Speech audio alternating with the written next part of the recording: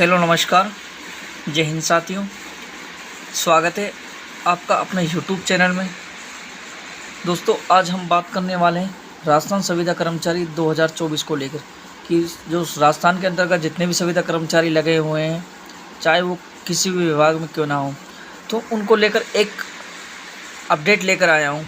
तो वीडियो शुरू करने से पहले आप सभी से मेरा एक छोटा सा रिक्वेस्ट है, अगर आप हमारे चैनल पर पहली बार विजिट कर रहे हो या अभी तक आपने जो चैनल को सब्सक्राइबर नहीं किया है, तो चैनल को सब्सक्राइबर ज़रूर कर ले, जिससे आने वाली हर एक वीडियो की अपडेट सबसे पहले आप लोगों तक पहुंच सके, जिससे आप वीडियो का अच्छी तरह से लाभ ले सकें।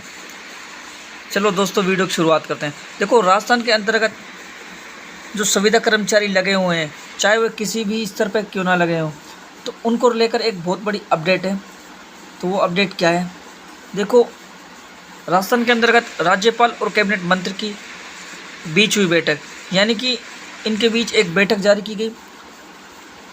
उस बैठक के अंतर्गत जो संविदा कर्मचारी हैं, उनको हित में फैसला लिया गया है, यानी कि उनके ध्यान में रखते हुए एक बहुत बड़ा फैसला लिया गया है कि राजस्थान के अंतर्गत लंबे समय से जो संविदा कर्मचारी हैं, वो संविदा स्तर पर अपनी सेवाएं प्रदान कर रहे हैं, लेकिन अभी तक उन्हें कोई परमानेंट नहीं किया गया, या अभी तक उन्हें जो परमानेंट करने का दावा तो किया जाता है, लेकिन उन्हें परमानेंट नहीं किया गया।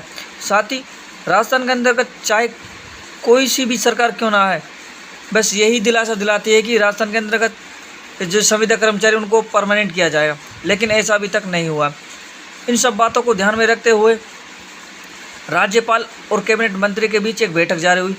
उसके तहत उन्होंने संविदा कर्मचारियों के हित में एक फैसला लिया कि ऐसे संविदा कर्मचारी जो नियमित रूप से लंबे समय से अपना जो योगदान है वो देते आ रहे हैं, काफ़ी समय के बाद भी जो उन्हें अभी तक परमानेंट नहीं किया गया है, साथ ही उनको ऐसी भी सुविधा नहीं दी जाती है जो एक सरकारी कर्मचारियों को दी जाती है।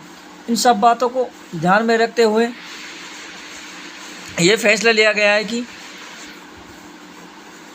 राजस्थान के अंतर्गत चाहे वे किसी विभाग के संविदा कर्मचारी क्यों ना हो, एक तो उन्हें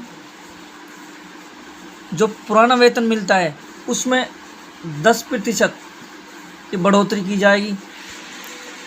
इसके बाद जिन संविदा कर्मचारियों की 5 वर्ष की जो सेवा की अवधि है वो कंप्लीट हो चुकी है, उन्हें परमानेंट की श्रेणी में लिया जाएगा।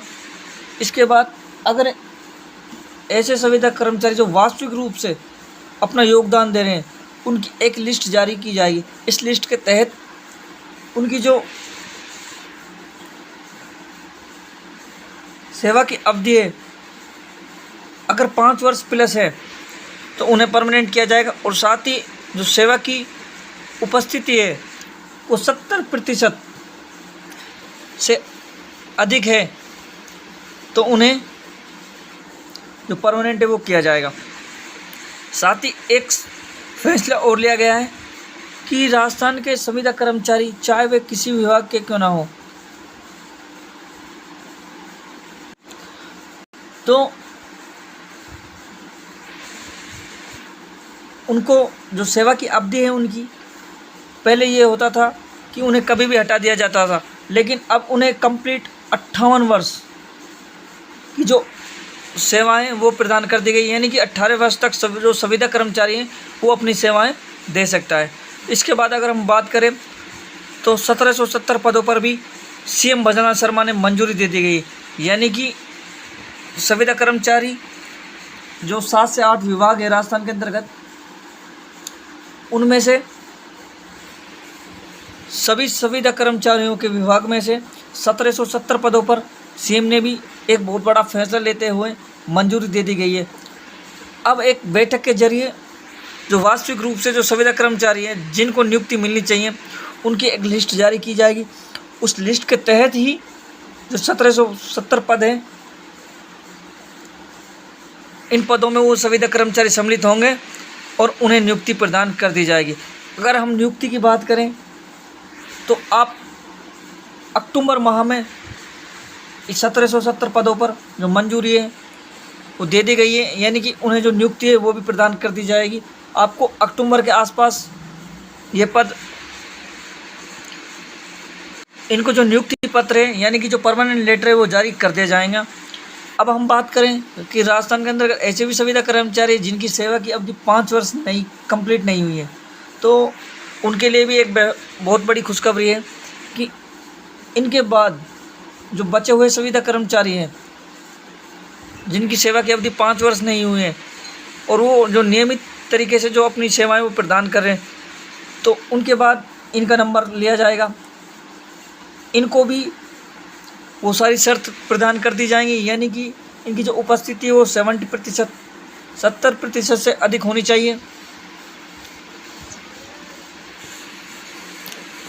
और साथ ही अब राजस्थान के सीएम भजनलाल शर्मा ने साफ शब्दों में कह दिया है कि इन्हें जल्दी से जल्दी नियुक्ति प्रदान कर दी जाए।